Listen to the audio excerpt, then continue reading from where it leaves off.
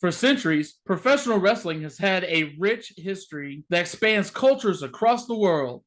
This history includes wrestlers that have achieved a level of celebrity that extends beyond their industry to become household names and cultural icons. These names consist of Hulk Hogan, Antonio Inoki, Ric Flair, The Rock, El Santo, and John Cena. However, the world of professional wrestling is actually far larger than those icons and the wrestling companies that provided the platform for that greatness. Professional wrestling exists beyond what you see on TV, broadcasts, or even fan-packed arenas. In every corner of the globe, there are small businesses putting on wrestling shows in American legions, bars, banquet halls, or anywhere else that can fit a ring. These shows are filled with talented individuals from the surrounding area to entertain the local fan. Each one of them has a unique story to tell about their journey to achieve their dreams of becoming the next big star.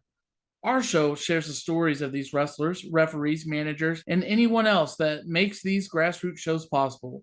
We are Across the Ring.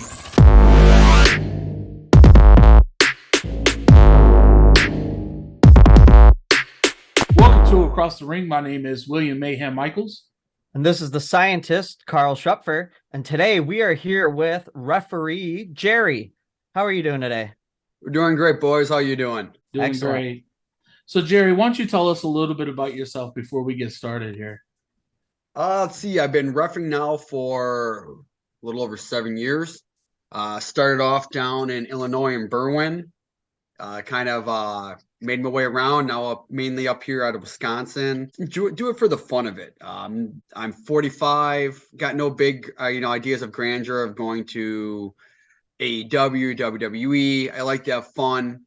I build a lot of stuff for the wrestling matches, whether it's weapons, acquiring things such as tables, sheets of glass, light tubes, any little fun stuff for them guys could destroy and make some noise and entertain the fans. Hey, I think I've seen your work firsthand and it's pretty cool. Get right into a little bit. So how'd you first get introduced to like wrestling as like a fan of wrestling? Watching as a kid, I believe started on AWA as a kid.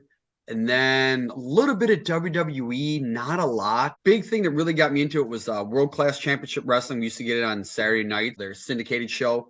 Then started WWE, then NWA/WCW. Once I got into reffing, I don't watch it as much as I used to. It's really hard to watch it on TV when you're in the ring. It's like, oh, well, when you got the best seat in the house, it's hard to watch on anywhere else but in the middle of the ring. Yeah, and I think that me and Carl can contribute to that because ever since we started this podcast, now we're going to all these shows and it's more live. And I know for myself, I don't know about you, Carl, I don't really keep up with WWE and AEW so much now because I'm always constantly studying tape for the people that we're about to interview, or I'm going and watching them live. When you were growing up during World Class Wrestling, I know that me and Carl both are kind of watching that now on Peacock. Who were some of your favorite wrestlers during that time? Oh, easy. Von Erichs. I mean, I was a huge Kerry Von Erich fan, but I think anybody that watched it. One of the big matches that I saw, I remember watching syndicated, it was, I believe, Kerry and Kevin Von Erich versus Gino Hernandez and gentleman Chris Adams. And I think it was a hair versus hair match. And Gino Hernandez and Chris Adams got their heads shaved at the end of it. So it was just the production of it that was really great that really got me into it. I think my first favorite wrestler was Jerry Blackwell in the AWA, just because we had the same first name. I'm like, whoa, somebody with the same first name. Then Jerry Lawler, but he feuded with Kerry Von Erich, so I hated him instantly. It's like, I hate you. You don't deserve my name. That's pretty lucky. There's not as many Carls in wrestling, and they're all, they're not as exciting except for maybe Carl Anderson. So didn't quite have the same heroes as you did, but that's pretty cool. So how did then you go from being a fan of wrestling to then becoming a wrestling referee? So at the time, I was managing and running a bedbug company in Milwaukee, and our sister company in Chicago, the guy that ran that one, Santana Starks, was the promoter and ran Anarchy Wrestling out of Berwyn. So we were talking one day and he's like, you need to come down. You need to come down. You need to come down. I'm like, yeah. I'll come down. And at the point I was kind of tired of WWE and AEW, or AEW didn't come around yet, but WWE. And it was like, I just wasn't as big a wrestling fan as I was. So I finally lamented, and we're talking, and he goes, I ask him, well, so you can be wrestling or you can be reffing? And he's like, well, I'm probably gonna have to ref because we're short of ref. And, just I'll be like, oh, I could ref. He's like, yeah, you've watched wrestling forever. Why don't you come down and ref? I'm like, shit. Well, nut up or shut up. So I went down there. No idea what to do. It's absolutely horrible. I believe one of the matches from the first show I refed. In fact, I know it is. It's on YouTube. It's the Battle of the Bruisers. Matt Winchester versus Max Holiday. So that one, oh yeah, I'm horrible. It was just bad. It was one of those ones that just, I tell people, if you want to be a ref, that's not what to do. So the idea of is, if you're going to ref, you got to go get trained. I mean, these guys just go in there and just do, yeah, you can suffice, but usually you're pretty shitty. They're not very good.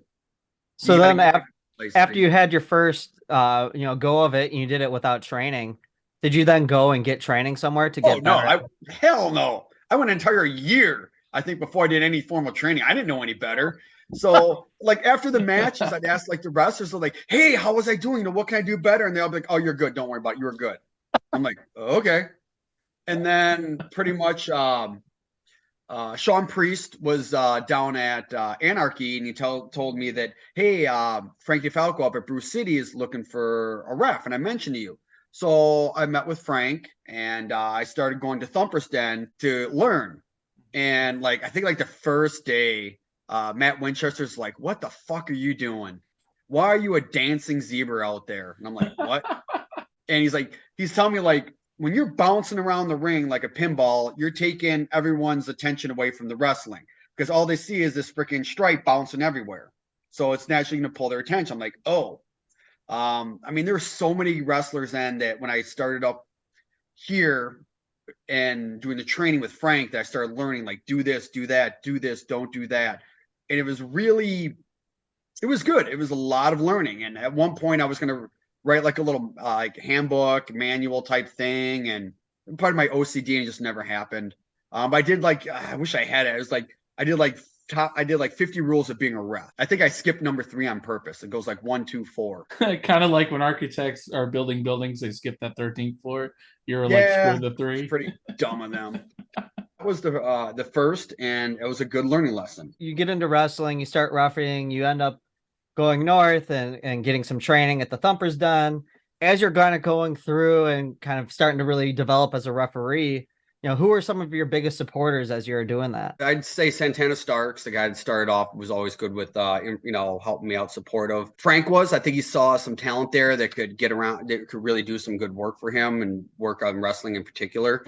In the beginning, I started off, I was 37, 38, and I'm in there training with kids that are 17 to 20. So it was really hard because I was stuck in between. You go into a locker room and you have the veterans that are they're younger than me. They're 32, 33, but they've been doing it for 12 years. I had try to find people to talk to because here I am, I'm hanging out with kids. I'm like their dad. I met Marman. We kind of clicked pretty well. After a little bit, clicked with Dysfunction. Now me and him are pretty much thick as thieves. Aesop Mitchell, he was really good and helped me, kind of give me some advice and tips. Derek St. Holmes, another one, gave me advice and tips on what to do, reffing, how to be better. I'm sure there's some I missed, but hey, I got hit in the head a lot of times. So Marman and Dysfunction, they're 2 pretty knowledgeable guys, man. Good stories of both of them. There were some great car rides together, all of us, and my lifestyle outside of wrestling is pretty much as exciting as it is inside. So talking about kind of crazy stuff, what kind of things have you done in the ring that were memorable or kind of crazy that you've kind of gotten to do as a referee? Gotten to go to some of the big matches and big tournaments, obviously. Reffing Insane 8, the finals, obviously, is a big chalk up there. Doing NGI, Nick Gage Invitational 4 was the first one I went to. That was really awesome. Mondo Lucha is always a blast. Everything there, getting to do. A lot of it's kind of thinking of new ideas of what we can do. How can we change things? How can we make it better? How can we ramp it up without being stupid, I guess you would say. The ref is a more important part than people understand, especially if you go into death matches, hardcore matches, because we have to know what's everywhere. Because the wrestlers, when they're doing stuff, They hit a guy with a chair with barbed wire on it, and the table leg or the leg of the chair bends and it's sticking up. Now, if that leg isn't flat and they land on it, they're going to get skewered by it. So you're making sure you're moving everything in and out of the way. Fans are sick mother. If you guys weren't at Lapika, you probably don't know the cayenne pepper story. I was there for the cayenne pepper incident. Yes, this would have been. It was a tournament that Dysfunction was doing for wrestlers that wanted to try to get into more hardcore deathmatch wrestling. And it was a match between Kyle Pro and Riley Jackson. Now, earlier in the match, a fan brought a pickle jar full of cayenne pepper. And baby doll heads. I don't remember that. I just remember the cayenne pepper. And I'm like, it was out there. It wasn't used. I put it in the garbage. One of the people helping, a fan said, hey, put that back in the ring. So they put it back in the ring. For the next match, I put it like in the corner where it wasn't going to be used. So the match is going on. They're going at it, and the fans are chanting for the cayenne pepper. Now, the problem is, at this point, I have no control of really what's going on. And Kyle Pro grabs it, like holds it up and is like, you guys want me to use that? I'm like, I think I'm shaking my head. No, because a couple of reasons. One is cayenne fucking pepper. Mm-hmm. And it is a pickle jar. Okay. So it's gonna suck. Second of all, it's a pickle jar, so it's a different kind of, it's not tempered glass. Mm-hmm. So it's gonna make, if it's broken, it's gonna be big shards that can really skewer someone. So at this point, he holds it up, and the Wizard King or Invite is up on a chair or something in the locker room over the curtain, waving, no, not to do it. Mm-hmm. So Kyle Pro, he could have just set it down, slams it down. And next thing you know, a giant pickle jar of cayenne pepper all over the corner of the ring. We were coughing. It was like we all got tear gas. One of the things that was lucky is that, one of the pieces of advice that was given to me when going to ICW shows is, because of the light tubes and everything else, they're like, hey, wear safety glasses, wear a mask, right? That way you're not breathing in like the light tube fumes and whatever. We were the smart people with the masks on. So when the pepper was coming, we weren't doing so bad, but everybody else was coughing up a storm. It was bad. And there's not a lot of ventilation in there. So it was a really warm place. So after that, so it gets in your pores. Oh yeah. After that incident, pretty much anything fans brought were left outside on a trailer for us to go through. Yeah, it was just one of those ones that was like, the cayenne pepper really sucked. We pretty much had to like wash it off the ring as much as we could. I was using like my the gloves, and I'm like trying to like wipe it off just to try so we can go that. So like my gloves were ruined for the rest of the fucking night. I used to bounce for a little bit, and I was working a club, and there was a big brawl that broke out. One of the guys had a fogger. And fogged the entire place, shut the entire place down. It was terrible. I couldn't breathe. I would imagine that is exactly what it was like. Pepper spray in a closed-in area is not good. Oh, it's terrible. Right. Terrible. That one, and I think the other story, fun one, was the drunk fan that wanted to get into the ring. This was another Lapika. This was a barbed wire massacre match. So I believe 2 of the 4 rings were wrapped in barbed wire. Every weapon in the ring was wrapped in barbed wire, from boxing glove, chair, tennis racket, baseball bat, ladder. I mean, you name it. Everything was wrapped in barbed wire, and I think some loose barbed wire. Tyler Sullivan and, ironically, Riley Jackson again. So they're going at it. If you've ever been to ICW, it is advertised as R-rated. So you talk trash to a wrestler, they're going to come back, and it's not just a light insult. Fans haven't been to Lapika, you don't understand it. But there was like one little path that goes back to where like the merchandise was. The guy was in the back, and he ends up coming and sits in the aisleway, maybe 10 feet from the ring. I mean, realistically, if you're front row, you can literally touch the ring at Lapika. You're kicking the ring with your foot while you're sitting. Yes, pretty much. So he's he's mad and wants to get in the ring. And I'm thinking like, okay, dummy, for one, you got to come through the ropes. You have 3 guys that are instantly going to stomp a mud hole in you. Everything in the ring is wrapped in barbed wire. And the thing is like, since it's such a small venue, a lot of the boys, the wrestlers, they're in the back by the merchandise. They're outside smoking. So he's sitting in the aisleway, and there's 3 wrestlers behind him.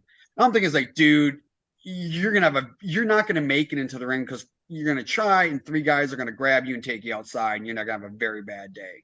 So I guess my thing is, if you're a fan, don't try to get in the ring. It's not a good idea. There's certain things you don't want to mess with. I mean, I don't like to toot my own horn, but I was in Marines for 8 years.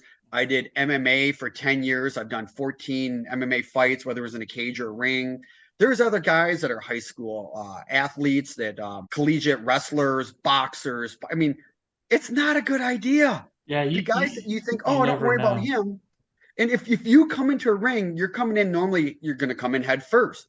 Someone's going to knee you, punt you. Your face is not going to be good afterwards. Talking about ICW a bit, I believe you were involved with the ICW branded root beer.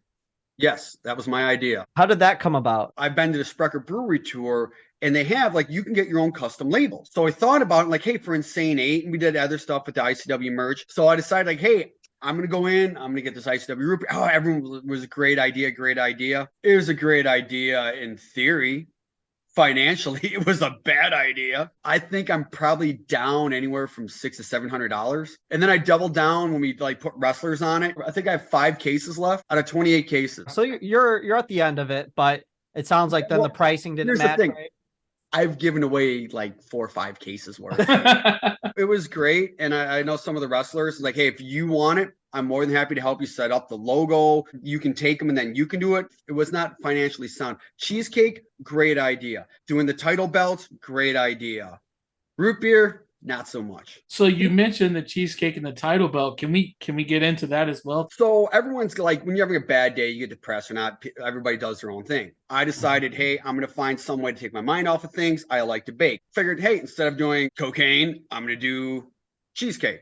So I started making cheesecakes. I would go to shows and give them to some of the fans. And the fans like, hey, you should sell this. You should sell this. You should sell this. It was great. It's great. Only problem is since we're on Fridays at different crowds, I was selling 6, 7 cheesecakes a show. Now I'm probably down to about 2. It's trying something different each show. And anyone, like, there's 2 shirts that I have out there for some of the fans want so they can heckle me. And I'm the only wrestler that if you buy my merch, you get free food. I would hope that, the last show ICW did was the 420 Classic. I hope you sold a little more, given, there might be a little bit more of an appetite amongst the fans. Well, they went, so that was good. But yeah, so I think their shirts have been around for about 2 years. And the rule of thumb is, as long as you bring it to the show, you don't have to worry. But if you bring it, you get a free piece of cheesecake every show. I know at least 2 fans that bring the shirt, for 2 years. So they've made in droves their money's worth out of that shirt. Everyone, like, this last one I believe was banana. Then previous to that was a cherry, and then a different cherry. I've done strawberry, triple chocolate, Oreo. Each show it's something different. For a while it was, if fans wanted one, you could get your own whole cheesecake yourself. As for the belts, 2 years ago, Dogecoin was the big thing. Mm-hmm. And I made a ton of money on it until I was stupid and lost a ton of money. So as a thank you and a birthday present, I designed and had made the Insane 8 title. So he goes, dude, I love the belt, but it makes all my other belts look like shit. Because they were a lot of independent feds. We'll just get a WWE title, put some stickers or what on it. Yeah. So we started talking. The same guy that did that would do all the belts. And what happened was that you could have, like, people would sponsor a show, like, like this company does this. Well, what we decided to do is we offered sponsors a chance to have their logo on the belt, and they would be promoted as a sponsor for every show. Mm-hmm. So pretty much all the belts paid for by the sponsors. So every belt was -1 was from donations of sponsors. Wow. So the idea is that we can design whatever we want. And if anybody that sees the belts can get an idea of what the original one was, from the heavyweight to the tag to the alternative, which most people can't figure out what the alternative title was. What is it? The old WWE light heavyweight title, like Taka Michinoku and them, the ones that they had. Yeah. So that was the one we did with that. I've helped design 14 belts for various federations. It's a fun time. Yeah. See, it's all about the layout and then the colors. What color do you want the leather? Do you want it your smooth leather? Do you want to have like that alligator leather look? Do you want snaps, or do you want Velcro on it? So we got a little bit into, some of your hobbies, talking about how, you like to bake, you sell cheesecake at your show. What other stuff do you like to do outside of wrestling? Hiking, traveling. I like wine, sweet wine. So being in Wisconsin, we have a lot of good fruit wines to try. Being I was in Marines, I'm a big gun enthusiast, responsible gun enthusiast. I will say that. I like to go to the ranges. I like to get my redneck on every now and then. So whether it's a demolition derby, a truck and tractor pull, trailer races, you go up to Slinger for Slam Fest, go out to Jefferson for Night of Destruction. Time to get some friends together doing card games, swinger hotel parties. Those are always fun. I myself do a lot of traveling as well. Like you, I'm prior military. I was in the Army. I'm from the country. I'm a country bumpkin. I think my entire county had 2,000 people. I'm right up the alley with you as far as being outside hiking and doing that type of stuff. So I know you mentioned earlier that you also trained MMA. I did as well. Where did you train out of? McCullough's Submission Fighting out of Beaufort, South Carolina. I started in 98. This was before stuff got big. There really wasn't too many dedicated fighters. People did, had side jobs and stuff like that. So I was in the Marines and I was training. Went and did a tournament down in Macon, Georgia. They did like a documentary. So I got to be in the documentary. They were talking to people. I was one of the ones. The guy I drove down there with, we had to fight in the second round. This is old school when you had a tournament. This wasn't like, hey, I'm fighting once. This was like, hey, you have 3 fights in a night. I remember going to not Blockbuster, but maybe a family video, and then you could get like UFCs on VHS. I remember watching it. I think there was a kid in my school. The kid that I graduated with, his name is Dustin Hazlett. He's actually retired from the UFC. The name of the documentary I found, it's called Blood, Sweat, and Teeth. All right, so people listening, go check out Blood, Sweat, and Teeth and see an early Jerry. MMA, wrestling, there's kind of a tie-in there. You've been wrestling for 7 years. You say, that,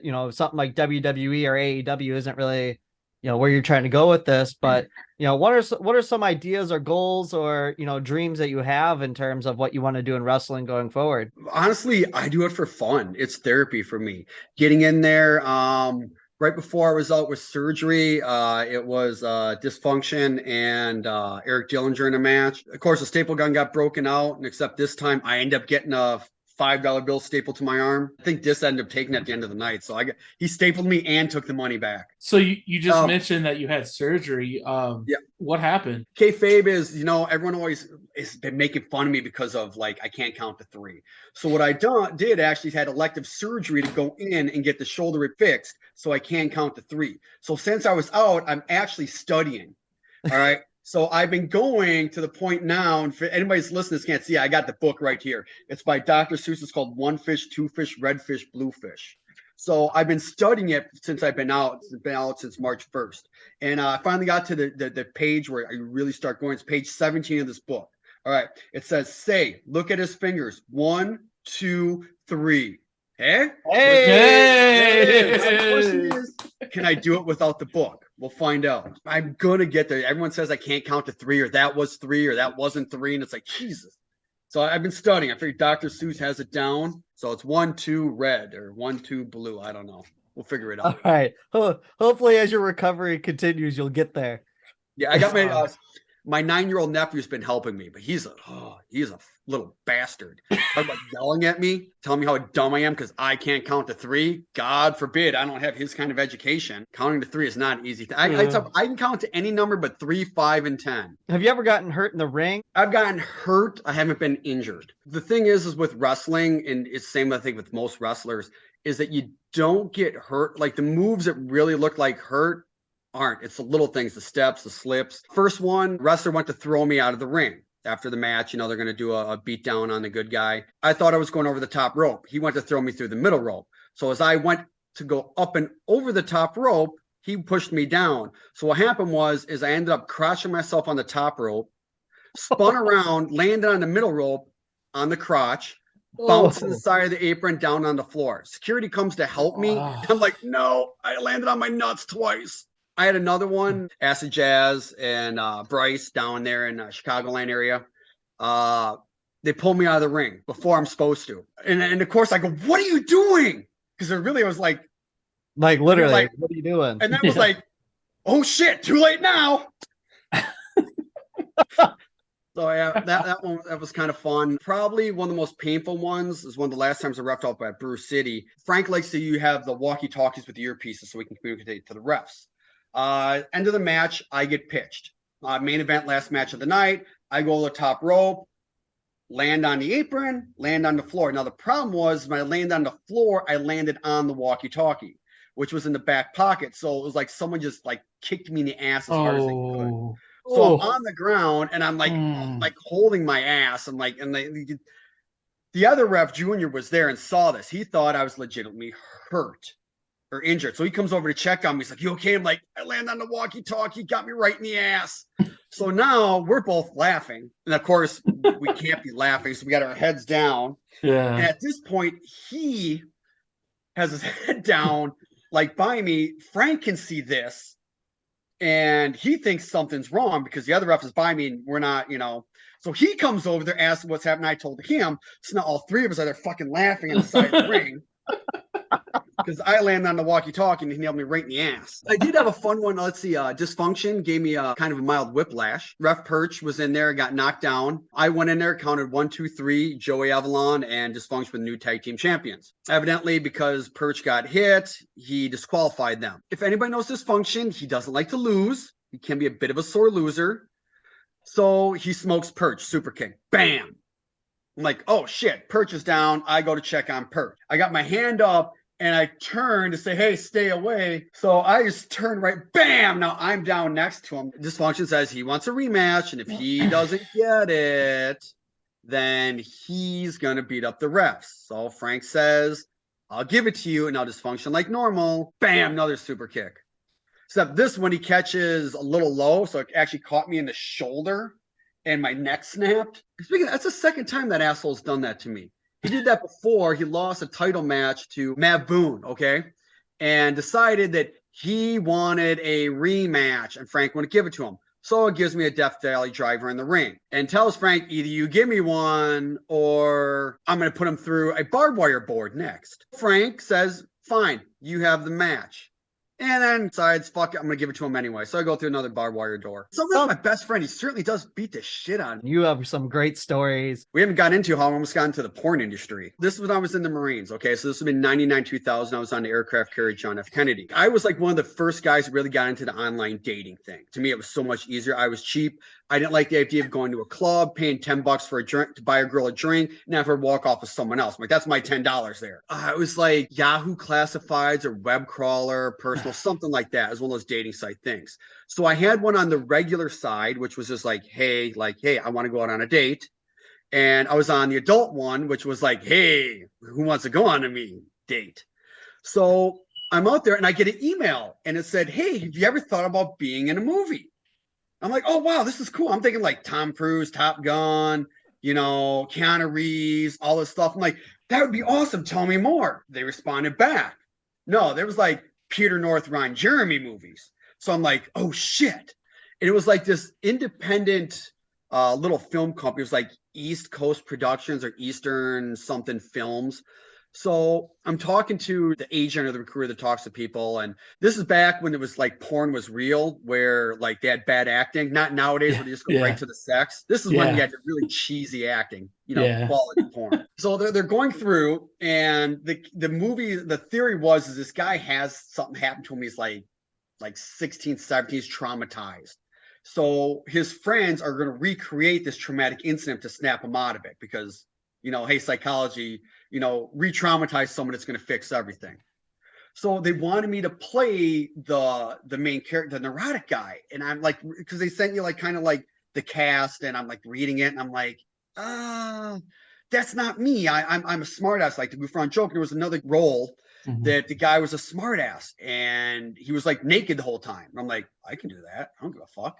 I'm thinking like it's porn. I mean, you're gonna be naked anyway, so what's the big deal? And this was, I believe, right around when Red Hot Chili Peppers were when they were on stage wearing nothing but a sock. And I told the guy, well, hey, that's fine, but otherwise, if you wanted to, we could do like a puppet on my dick or a sock. You could call it sock on a cock. And he's like, dude, I love the idea. You're in. So had that character. And he's like, hey, if this works, I'd like you to be in my second production. I'm like, okay. I'm like, shit, I got 2 roles. Now, keep in the meantime, I am active duty military. I'm in the Marines. Yeah, you can't do like that. A no-no. So like not big supposed no-no. to. Now with OnlyFans, everybody does whatever. So the second one was super cheesy. It was these military commandos crash land on an abandoned island it's overrun by Amazonian women, and they just use the men for sex, for reproduction, and then dispose of them. I'm like, all right, well, so then we go through the whole thing. So they send you a list of like what you will and won't do. Like, will you have sex with redheads? Will you have sex with brunettes? Will you have sex with taller, shorter, everything? And then it was like yes, no, or yes, but under a mask. So I wasn't into lucha libre stuff then, so no mask for me. So we're going through and I'm sending it all back, check. It's like, okay, and then they go over the pay for it. And this, like I said, 99 2000, and the pay was not a lot. Like, guys made more than women, but I'm trying to the pay was like, I want to say $100 for a solo scene, $150 for a half, $250 for a full. Obviously half scene was just oral sex. Mm-hmm. And then full scene was, everything. So I'm like, all right. And at the time, the female porn stars they got like a base $100 for a scene. Yeah. But like, if there was another woman in it, they'd get like another $50. If they had sex with like two guys, they'd get another 75. If they did anal, they'd get like another 30. If they took a facial, they'd get like another 30. So it depended what they would do. Like, that was like, they had like the a la carte. Okay. So yeah, so it was like a la carte porn for women, and guys had basic standard things. So it really was like, okay, whatever. So then you had to pick out a porn name because you can't use your real name. So they pretty much said, it does not matter. You have to pick a porn name. Now, at this point, me not being smart, I did tell a couple of the guys, Marines and sailors, about it. So now I had a group of people trying to pick out a porn star name for me. So they're going through, and it came up to two names. It was either going to be Lance Tingsley or Brett Tingsley. Now, me thinking about it, I was a big Bret Hart fan, so that put me pretty well into that category of picking it. I did like the name Lance because that was my favorite Voltron character, the Red Lion, Lance. But I look at him like, Lance sounds like a blonde-haired guy, even though now I'm back to my natural hair color of being blonde. At that point, I dyed my hair brown, so I was like, all right, we'll go with Brett. So my porn star name was going to be Brett Tingsley. So they had it set up. So the next thing was like, you had to send in pictures. Okay. So they wanted, a picture of Mr. Happy, relaxed. Then they wanted a picture of Mr. Happy, excited. And they want a full picture of you. Now, being like 99, digital cameras really weren't a common thing. So you had to go get a Polaroid, take Polaroids, find someone that had a scanner, scan it, save it to a disk, and then send it in. So did all that, put it all in. So now it got to the point I was actually supposed to do a solo audition for the role. Now, the problem is that this is like really pre-Viagra. So guys, you'd have the biggest like jack studs just ripped, but they couldn't stay happy on camera. So they're like, okay, well, what you have to do is you audition, and it's in front of the director, the cameraman, and the sound guy. So you get paid for it because it's considered a solo scene, but they want to make sure like, hey, you can still perform, because the last thing they want is have you on scene and then, wah. So it got to about a week before it, and I backed out of it. I thought about like, I want to be career military, and this could really backfire on me if this got out, because I'm not good at keeping secrets if you can't figure it out. And the other thing is like, I don't know how I respond. Like, I meet the woman in my dreams. I'm like, hey, hon, there's something I got to tell you. Yeah. When I was in my 20s in the Marines, I did porn. That was my almost endeavor into porn. It was an interesting time. Like I said, I've always been one like, shit, let's see what happens. And it's like, oh, that wasn't a good idea. Almost got arrested in Malta for pissing on an ATM machine. That wasn't a good idea. Almost got put in the brig for insulting the watch on the aircraft carrier the same night, coming back drunk. Turning down a threesome. Evidently, I was so drunk, I told the other girl, you're effing ugly. I'm going back to the ship. Yeah. I don't make the best decisions in life, but they're great stories. We're going to have to do a part 2 because there's no way we can fit this all in one episode. So I'm going to have to say thank you so much for giving us all this incredible stuff. These stories are nuts. The stuff that you're giving us in terms of insight into what it's like to be a referee and all that stuff has been incredible. And all I can say is, thank you for sharing this with the world. Anytime. And like I said, if you're out there and thought about, hey, I would love to get into wrestling, which I did try when I was training with Frank at Thumperstan. I can't take a bump. Like I would concuss myself in the no tomorrow. So I realized like, yeah, I should stick with a ref. But hey, if if you're a fan and you're interested in wrestling, you love wrestling and you'd want to try something, I recommend going down to the Thumper Stand, seeing Frankie DeFalco. Learn to ref. It's a great time. There are a lot of crappy refs out there that never did training. It's a real quality aspect out there. There's some great refs out there that have been all formally trained. I mean, you got to. I've gotten to do GCW, Mondo Lucha, Fourth Wall, FTW, Anarchy, ICW, BCW, WPW, LPW. I mean, there's always places. I've gotten to the point in my life, I'm 45. I don't like driving more than 2 hours, really. It's not to drive there, it's to drive back. Right. But yeah, there's plenty of things. If you're down in Illinois, look up Jimmy Blaze at POW. He trains also. There are plenty of places out there that will train. And if you're a wrestling fan, and I've had people like, oh, well, there's no one to go to Google. Look for the big city around you and type in, I had some friends, Duluth Pro Wrestling. You'll like, oh, hey, I know where that is. Yes, there are wrestling shows everywhere. I was with my girlfriend out in Reno, and we mentioned that, and I Googled Reno, pro wrestling in Reno, and they had a show coming up, and ironically, Country Air was on the poster. And I'm like, yeah, I know these guys. They're from Wisconsin, and there is pro wrestling everywhere. And if you've never been to an independent match show, you got to go. You are, even if you have general admission, you might be 10, 15 feet from the ring. Now, if you would pay for that going to a WWE event to be that close to a ring, $100, $200 a ticket. Yeah, if you're lucky. Right there, you can see everything. It is a great time. I've brought in friends that were not wrestling fans, but just from the environment, the noise, the action, they love it. And they come back. So yeah, go catch yourself in pro wrestling. Look for a place that trains around you if you are interested in being out there. Hey, if you have questions, by all means, feel free to message me. I'm more than happy to give you advice on where you can go, what you can do. Enjoy. Life is short. You only live once. You never know when someone's going to smack you in the head with a steel chair and you're not looking. So you gotta enjoy life, or get put through a flaming table, or stapled with a staple gun. Yeah. Or kicked in the nuts. Best way to get a hold of me is either come to a wrestling show that I'm at, like ICW, Fourth Wall, POW, Mondo Lucha, or feel free to message me on Facebook. Once again, I am lazy. I only have my regular Facebook. I use it for both. If you want to message me on there, I use my shoot name, Jerry Gummo, Gummo, JerryGummo.